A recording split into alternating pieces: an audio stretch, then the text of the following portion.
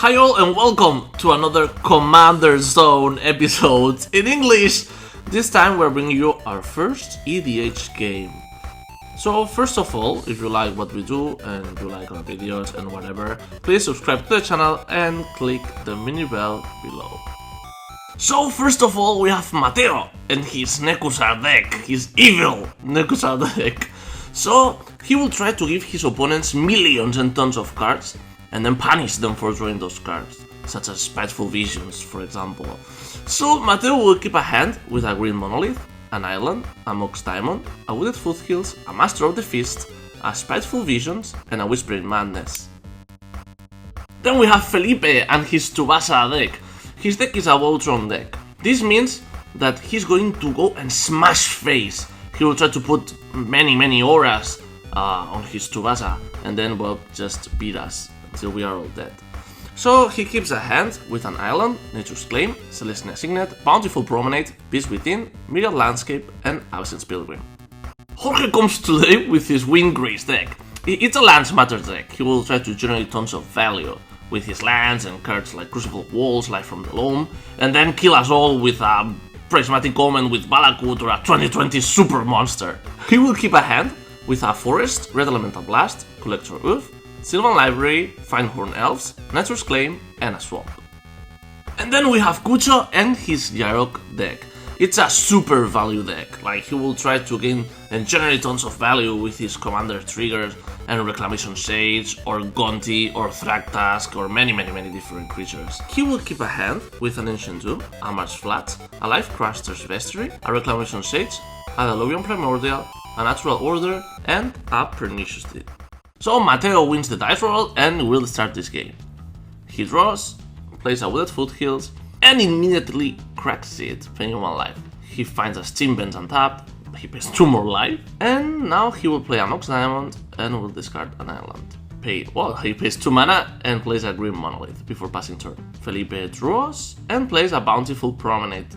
He will tap it to play an Absence Pilgrim and pass the turn.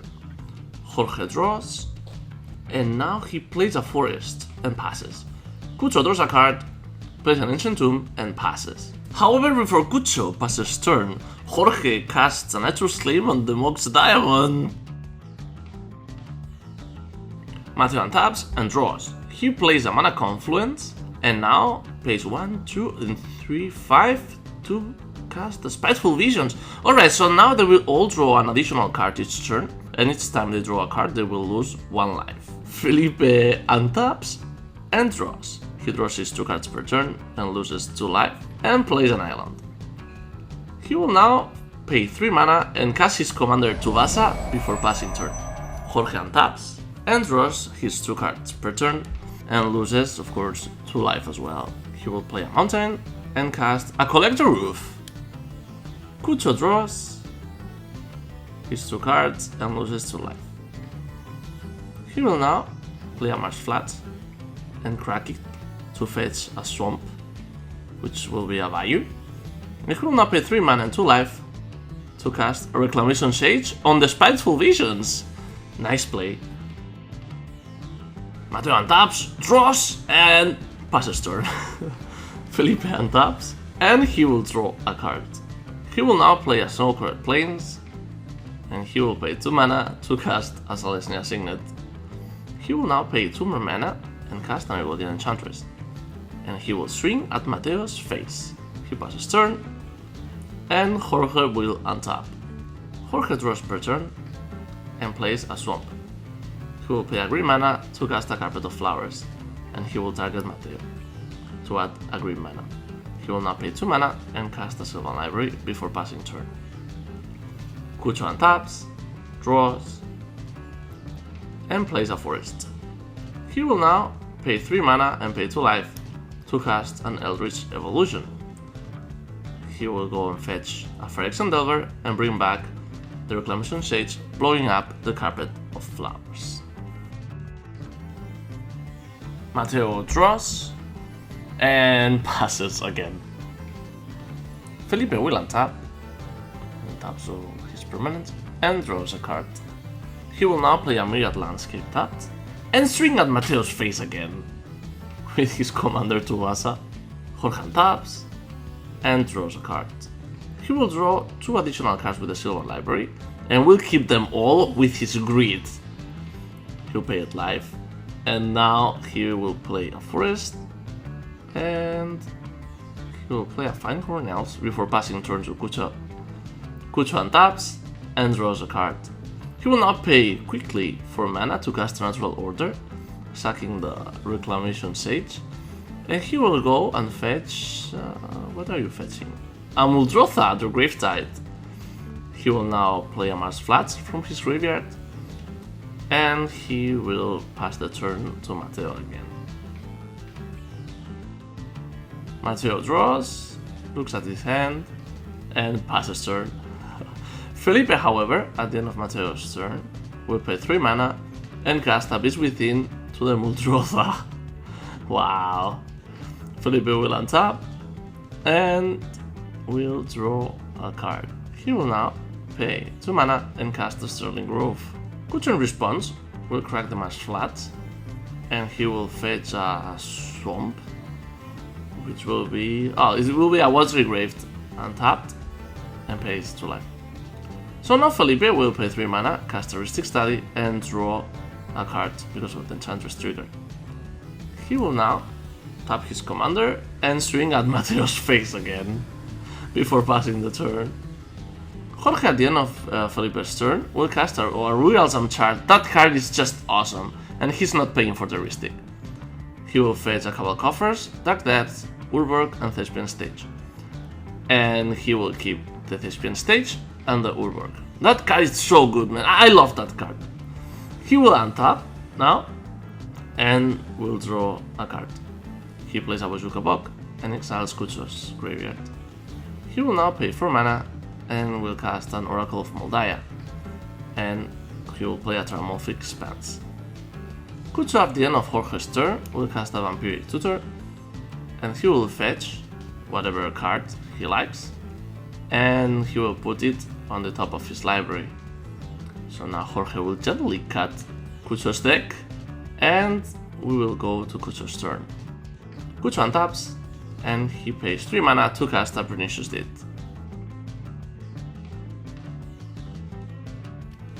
Mateo draws, and he will pass the turn. Kucho, however, will pay 2 mana and 2 life to crack his Pernicious Deed.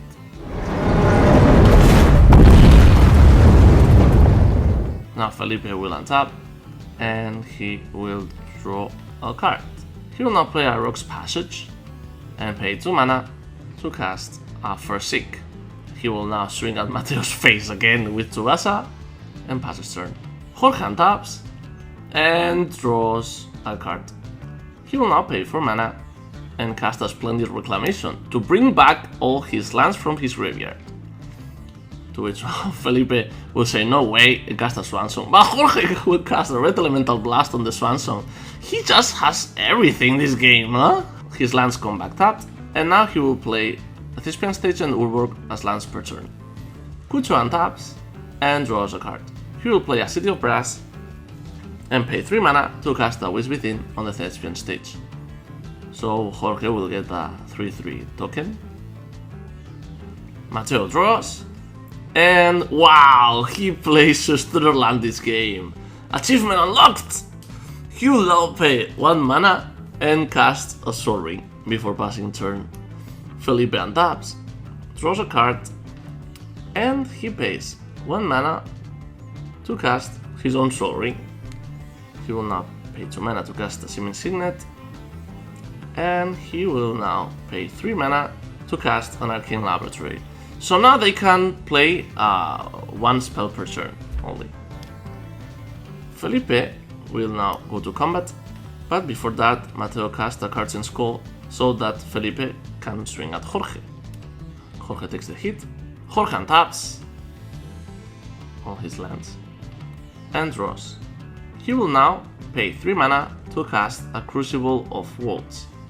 He will pay for the Ristic, and he will play a Thespian Stage from his graveyard. Kucho untaps, draws, and plays a Windred Teeth. He will now pay 5 mana to cast Yarok before passing the turn to Mateo. Mateo will untap and draws a card per turn. He will now pay 2, 3, 4, 5 mana to cast Nekusar, the Mind Razor, before passing turn. Felipe, at the end of Mateo's turn, will crack his Myriad Landscape, and he will fetch 2 basic forests. He will now untap and draw 2 cards because of Nekusar. He will lose 2 life as well. And he will now pay 2, 3, 4 mana to cast Estrid, the Masked. He will create a mask, and he will attach it to Tuvasa. He will now pass the turn, but before the end of Felipe's turn, Jorge will copy his Dark Depth with the Thespian Stage to create a 20-20. Jorge untaps, and he will draw 2 cards, and he loses 2 life. He swings at Cucho with 20 damage to the face, and Cucho loses 20 life. Jorge will now pay 3 mana, and he will cast his own Pernicious Deep. And lastly, he will recast his Dark Depths from the graveyard, and Cucho will untap. He draws 2 cards and loses 2 life, and he plays a Swamp. He will now pay 5 mana to cast a Thrall Tusk, so he will gain 10 life, and he will go up to 11. Mateo untaps and draws 2 cards. He will now pay 5 mana and cast a Quadrabath's Fury. So he will choose Cucho and Felipe as friends, and basically they will discard their hands, and then they will draw that many cards plus 1. However, he will choose Jorge as a foe. Jorge will take as much damage as cards he has in his hand. However, Felipe, in response, will cast a Generous Gift on the Dark Depths and a Nature's Claim on the Crucible of Worlds. And now, Mateo plays a Swamp and passes. Felipe untaps, he doesn't untap his rocks, I'm not sure why, and draws 2 cards and loses 2 life. He will now play a Hall of Heliod's Generosity, and he will pay 2 mana to cast and open the Armory. He will fetch a Shield of the Oversoul, and he will now swing with everything, but with Tuvasa, at Jorge. Jorge blocks with the token, and Felipe will now uptick Estrid to untap Tuvasa. Jorge untaps and draws a card and another card and take 2 damage because of Nekusar. He will play a Withered Foothills and swing at Cucho's face, who will just die horribly. He will now pay 5 mana to cast his commander Windgrace and downtick it to put the Dark Depths and Thespian Stage into play. Mateo untaps and draws 2 cards because of Nekusar. He will now play a Luxury Suite and then pass the turn. However, Felipe, at the end of Mateo's turn, will activate the Hall of Heliod's Generosity, and he will put the Sterling Grove on the top of his library. He will now go to his turn, and he will draw 2 cards and take 2 damage because of Nekusar. He will now pay 2 mana and recast the Sterling Grove. Tuvasa triggers, and Felipe draws a card. He will now pay 5 mana to activate the Rock's Passage, and then he will go and then he will swing at Windgrace with Tuvasa. Windgrace dies, and now he passes Estrid to untap Tuvasa. Jorge goes to his turn and untaps everything. He draws 2 cards as well and loses 2 life. He will go to kill Felipe.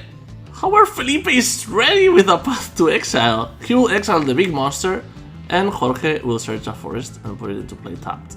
Jorge then will now pay 4 mana to cast a Tinted Ether before passing turn. Mateo draws 1 and 2 cards and plays a Blood Script untapped, taking 2 damage. He will now pay 2 mana to cast a Talisman of Indulgence, not paying for the Ristic. He will swing at Jorge, and Jorge will copy his Dark Depth with Thespian Stage. They will make the play, and a 2020 monster comes into play. He blocks Nekusar with the monster, and Nekusar dies. Felipe, at the end of Mateo's turn, will crack the Sterling Grove and fetch an enchantment.